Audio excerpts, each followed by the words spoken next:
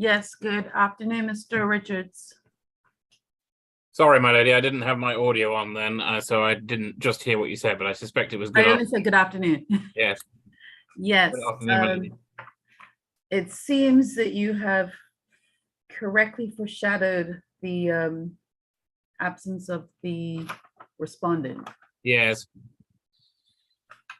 But I do understand from an email that Miss Butterfield sent me, I believe yesterday afternoon, that he has an email address has been found for him. I don't know where that email address came from, to be honest, but the court seems to have got one from somewhere, and that the Zoom invite was sent to that address.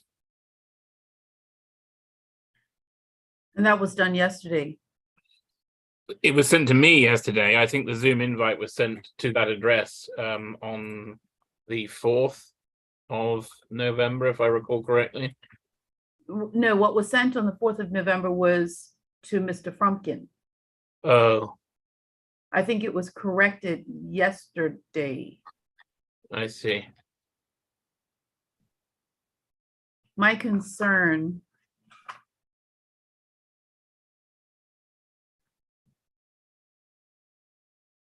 is that I have to admit, I feel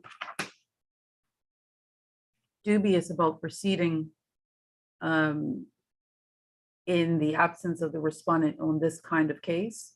Right. Where we're looking at an email correspondence. Not everyone checks their emails. It's entirely plausible that.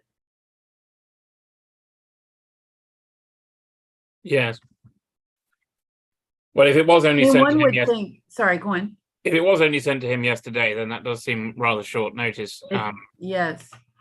I'll tell you what I am puzzled by is usually with a file like this, I would see my directions note. And I don't see that this has come before me for directions. I believe that it has, my lady, but I will have to get ProLaw up to double check that. Is that something that you can pull up pretty quickly, or? Yeah, I think so.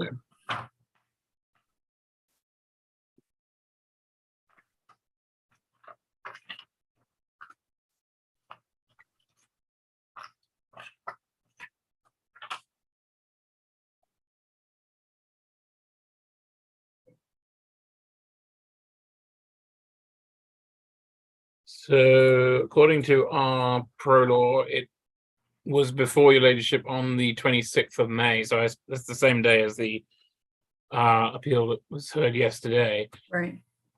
When Mr. Rogers appeared, defendant was not present. I don't know whether Mr. Frumpkin was or not, but I assume if he had been, that it would have been recorded here. Appeal to be heard 10th of November, 2:30 via Zoom. So hopefully defendant can attend. Oh, and does say submissions due 7 days before the hearing date, which I am afraid I did not abide by. My apologies. Right. I don't know why my court note is not on this file, but it doesn't appear to be on this file at all. And so that was the 26th of May. Yes, my lady, yes. So 26th of May.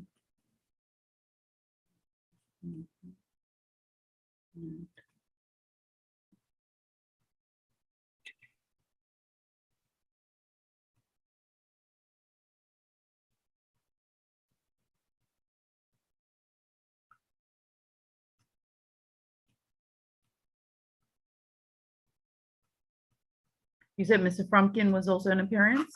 It doesn't record his presence or absence in my colleague's note. Right. So I assume he was not present, but I am not certain.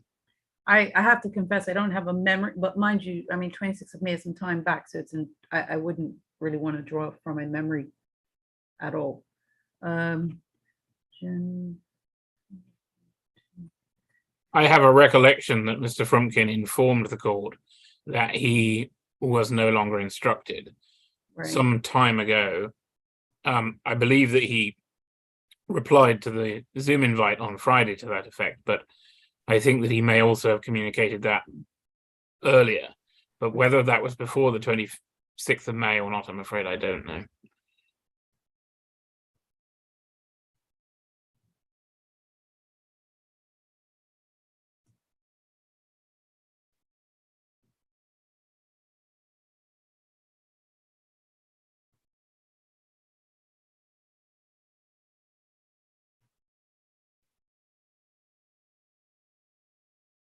And if he had Mr. Frumkin for his counsel before, then it may be that he will want a new counsel. I mean, it's very difficult to know. I would not be particularly surprised if Mr. Britton had just decided to forget about the matter. Okay. But I can't obviously We say don't that know for for sure. certain. Yeah. And if in fact the only notice that has been sent to him personally of this hearing was an email yesterday, Yeah. then I think I would agree with your ladyship that it would not be proper to proceed at such short notice in his absence and just assume that he's not interested. I have to say that I'm also laboring with a bit of a headache this afternoon. So for that rather selfish reason, if the matter does not proceed, I shall not be particularly sorry. I have described this as a Friday afternoon, notwithstanding. It does feel like it, doesn't it? Yes. All right. I do think in the circumstances that we ought not to proceed. I am uncomfortable with proceeding with this type of case without having an assurance that the respondent was properly made aware of it and had sufficient notice. That said, I also think that some directions need to be given.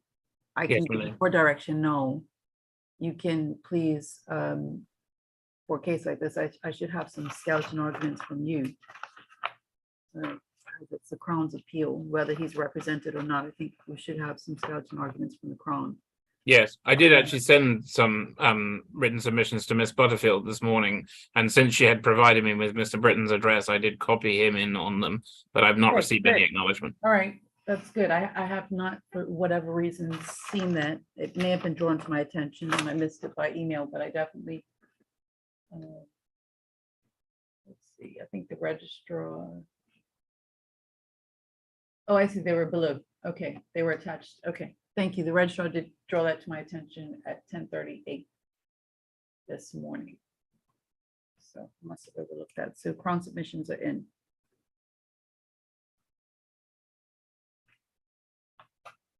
Are you relying on any authorities? Yes, they're in the record already, my lady. The case of Chase has been included in the magistrate's court documents. All right. So.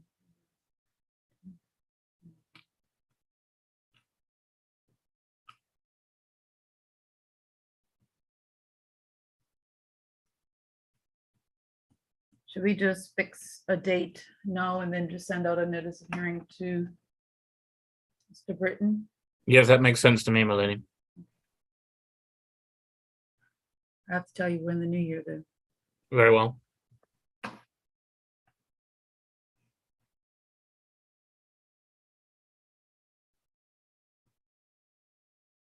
I had something open up in the first week of January. I could.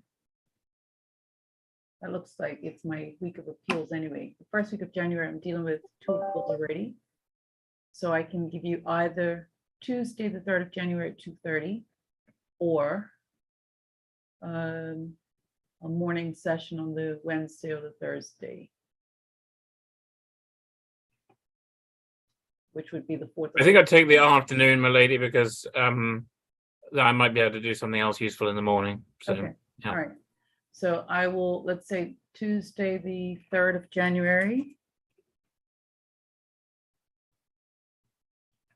at 2:30 p.m.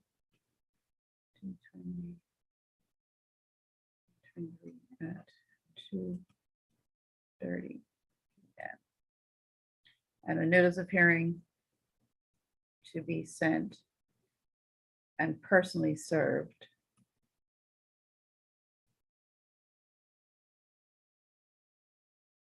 on Mr. Britton if he does not reply to the notice of hearing by email within 7 days.